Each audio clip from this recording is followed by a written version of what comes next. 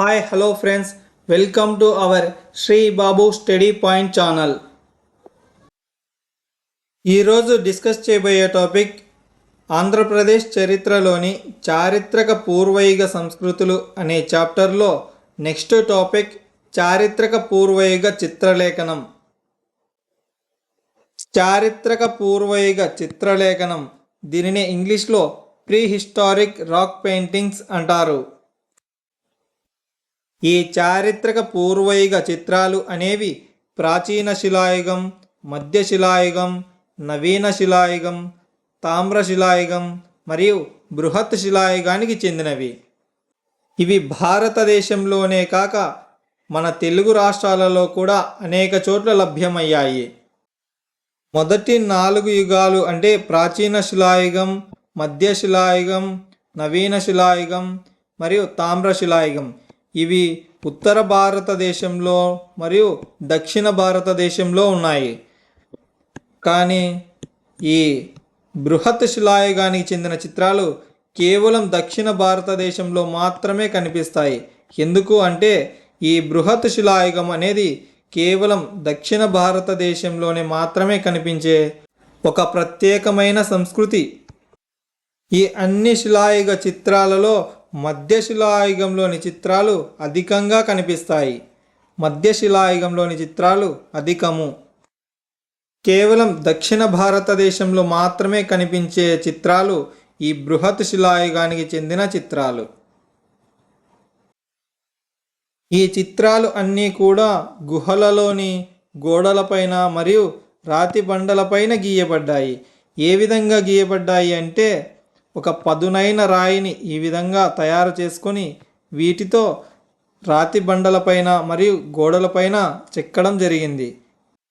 ఈ పదునైన రాయితో గీసే చిత్రాలనే రాక్ ఆర్ట్ అంటారు లేదా పెట్రోగ్లిఫ్స్ అంటారు. వివిధ రంగులతో బండలపైన మరియు గోడలపైన గీసిన ఈ చిత్రాలని రాక్ పెయింటింగ్స్ అంటారు. ఈ చారిత్రక పూర్వయుగ చిత్రలేఖనం ద్వారా ఆనాటి మానవుని యొక్క సామాజిక, ఆర్థిక మరియు సాంస్కృతిక జీవన విధానం ఏ విధంగా ఉందో ఈ చిత్రలేఖనం ద్వారా తెలుసుకోవచ్చు.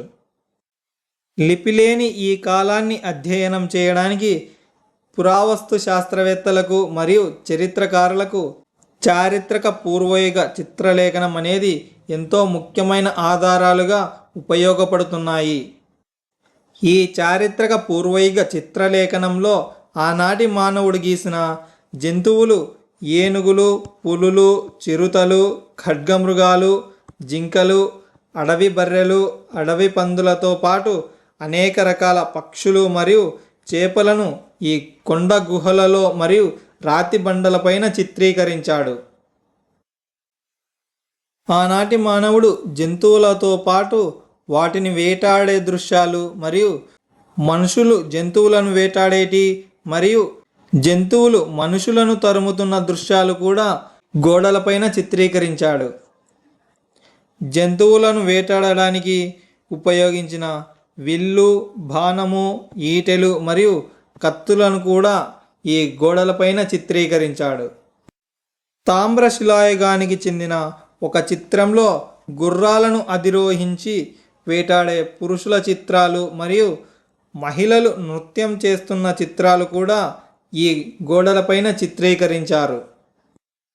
ఆనాటి మానవుడు రంగు ఏ విధంగా తయారు చేసుకున్నాడు అంటే రకరకాల రంగురాలను సేకరించి వాటిని పొడిగా మార్చి రంగులను తయారు చేశారు. కొన్ని వేల సంవత్సరాల తర్వాత కూడా ఈ రంగులు చెక్కు చెదరకుండా కొనసాగుతున్నాయి. కొన్ని వేల సంవత్సరాలు అయినా కూడా ఈ రంగులు పోకుండా అలానే ఉండడం ఎంతో గమనించదగిన విషయం. భారతదేశంలో చారిత్రక పూర్వయుగానికి చెందిన చిత్రలేఖనం మధ్యప్రదేశ్లోని భీంబెట్కాలో బయలుపడ్డాయి. మధ్యప్రదేశ్లోని ఈ భీంబెట్కా చిత్రాలకి యునెస్కో ప్రపంచ వారసత్వ గుర్తింపు కూడా 2003వ సంవత్సరంలో ఇచ్చింది. మధ్యప్రదేశ్లోని ఈ భీంబెట్కా చిత్రాలకి యునెస్కో ప్రపంచ వారసత్వ గుర్తింపుని 2003వ సంవత్సరంలో ఇచ్చింది. మధ్యప్రదేశ్లోని ఈ భీంబెట్కా చిత్రాలని విష్ణు శ్రీధర్ వాకాంకర్ అనే పురావస్తు శాస్త్రవేత్త 1957వ సంవత్సరంలో కనుగొన్నాడు. ఈ భీంబెట్కా చిత్రాలతో పాటు కర్ణాటకలోని కుష్టలు, పిక్లిహాల్ మరియు తెక్కలకోటలో ఈ ప్రాచీన చిత్రాలు బయలుపడ్డాయి. 2 తెలుగు రాష్ట్రాలలో ఈ శిలా చిత్రలేఖనాలు అనేవి మధ్యశిలాయుగం నుండి ప్రారంభమయ్యాయి. మధ్యశిలాయుగం నుండి ఈ శిలా చిత్రలేఖనాలు అనేవి ప్రారంభమయ్యాయి 2 తెలుగు రాష్ట్రాలలో. ఈ 2 తెలుగు రాష్ట్రాలలో ఎక్కడెక్కడ ఈ శిలా చిత్రాలు బయలుపడ్డాయో తెలుసుకుందాం. తెలంగాణ రాష్ట్రంలో మధ్యశిలాయుగానికి చెందిన చిత్రాలు సంగనోనిపల్లి, ఇది మహబూబ్ నగర్ జిల్లాలో ఉంది. హస్తలాపూర్, ఇది మెదక్ జిల్లాలో ఉంది.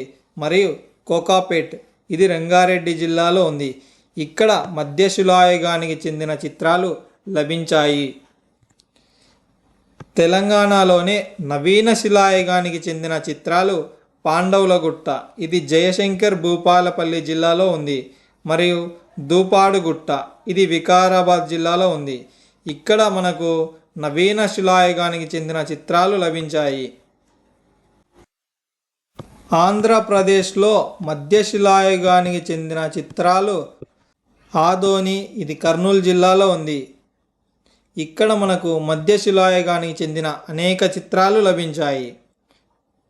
ఆంధ్రప్రదేశ్కు చెందిన నవీన శిలాయుగానికి చెందిన చిత్రాలు కడప జిల్లాలోని చింతకుంట, అనంతపురం జిల్లాలోని బుదగవి, అనంతపురం జిల్లాలోనే వేల్పుమడుగు, ప్రకాశం జిల్లాలో నాయుడుపల్లి మరియు కర్నూలులోని కేతవరంలో మనకు నవీన శిలాయుగానికి చెందిన చిత్రాలు లభించాయి. కడప జిల్లాలోని చింతకుంటలో మనకు లభించిన నవీన శిలాయుగ చిత్రాలను చూద్దాం. చింతకుంటలో లభించిన చిత్రాలు ఎరుపు మరియు తెలుపు రంగులో దుప్పి, జింక, ఏనుగు, కుందేళ్ళు, పాములు, పక్షులు మరియు మానవాకృతి చిత్రాలు. ఇలా దాదాపుగా 200 చిత్రాలు ఈ కడప జిల్లాలోని చింతకుంటలో నవీన శిలాయుగానికి చెందిన చిత్రాలు కనిపిస్తాయి. కర్నూలు జిల్లాలోని కేతవరంలో నవీన శిలాయుగానికి చెందిన చిత్రాలతో పాటుగా బ్రాహ్మీ లిపిలోని రాతలు కూడా కనిపిస్తాయి. ఈ కేతవరంలో స్వస్తిక్ గుర్తులతో పాటు ఒక నగ్న స్త్రీమూర్తి చేతిలో పద్మం పట్టుకున్న చిత్రాలు కూడా ఇక్కడ ఈ కేతవరంలో కనిపిస్తాయి. ఈ కేతవరంలో గీయబడిన చిత్రాలలో జింకలు, కుందేళ్ళు, కుక్కలు, పక్షులతో పాటు అనేక మానవాకృతుల బొమ్మలు, రేఖాచిత్రాలు కూడా ఈ కేతవరంలో కనిపిస్తాయి. కర్నూలు జిల్లాలోని ఈ కేతవరంలో లభించిన చిత్రాలలో ముఖ్యంగా గుర్తుపెట్టుకోవలసినవి బ్రాహ్మీ లిపిలో రాయబడిన రాతలు మరియు స్వస్తిక్ గుర్తు మరియు నగ్న స్త్రీమూర్తి చేతిలో పద్మం పట్టుకున్న చిత్రం. ఇవి ఎగ్జామ్స్లో మనకు అడుగుతూ ఉన్నారు. వీటిని మెయిన్గా గుర్తుపెట్టుకోవాల్సి ఉంటుంది. తెలంగాణలో బృహత్ శిలాయుగానికి చెందిన చిత్రాలు నాయుడుపల్లి, రేగొండ, ఇది సిద్దిపేట జిల్లాలో ఉంది. బుడిగపల్లి, ఇది సిద్దిపేట జిల్లాలోనే ఉంది. రామచంద్రాపురం, ఇది ఖమ్మం జిల్లాలో ఉంది. కోకాపేట్ మరియు సికింద్రాబాద్ సమీపంలోని బొల్లారంలో ఈ బృహత్ శిలాయుగానికి చెందిన చిత్రాలు లభించాయి. ఈ ప్రాంతాలలో ప్రధానంగా త్రిశూలం చిత్రాలు కనిపిస్తాయి. ఈ బుడిగపల్లి ప్రాంతంలో ఎరుపు రంగుతో గీసిన బల్యములు పట్టుకున్న అశ్వికులు, మూపురం గల ఎద్దు మరియు రేఖాగణిత చిత్రాలు ఈ బుడిగపల్లి ప్రాంతంలో కనిపిస్తాయి. ఆంధ్రప్రదేశ్లో బృహత్ శిలాయుగానికి చెందిన చిత్రాలు మనకు అనంతపురం జిల్లాలోని తెనగల గ్రామంలో కనిపిస్తాయి. బృహత్ శిలాయుగానికి చెందిన తెనగల గ్రామంలోని గుహలలో బల్లెము, డాలుతో ఉన్న మానవాకృతులు కనిపిస్తాయి. ఇలాంటి మరిన్ని వీడియోస్ కోసం మన channel Shri Babu study point ఛానల్ని like, comment, share and subscribe చేయండి.